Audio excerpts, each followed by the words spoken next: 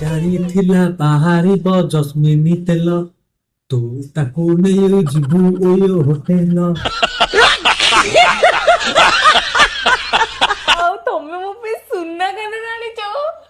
ହଁ ତମେ ଆସ ଆମେ ସାଙ୍ଗେ ସାଙ୍ଗେ ଯିବା ଓୟୋ ହୋଟେଲକୁ। ମୋ ଜସ୍ମିନ ତେଲ ବାଣ୍ଡ ଏଠି ପଡିଯାଇଛି, କିଏ ନେଇଛି ବାଣ୍ଡ ମୁଁ ଜାଣିନି। ତମକୁ ଗୋଟେ ମୁଁ ମରିଦେବି, ତମେ ଜସ୍ମିନ ତେଲ ଖୋଜିବ। ଆଉ ସେ ତରକାରୀ ପରେ ଯାହା ବାଲା ପଡିଲେ ପଡିଥାଉ, ଆଉ ସେ ପଛେ କରାହବ। ତମେ ଆସ ଆମେ ଯିବା ସାଙ୍ଗେ ସାଙ୍ଗେ ଓୟୋ ହୋଟେଲକୁ। ଜସ୍ମିନ ତେଲଟା ଏଇ ହୋଟେଲ କୋଉଠି ଗଳି ପଡିଛି। ସେଠି ହାଣ୍ଡି ଅଛି ଆଉ ଗ୍ୟାସ୍ ବି ଅଛି।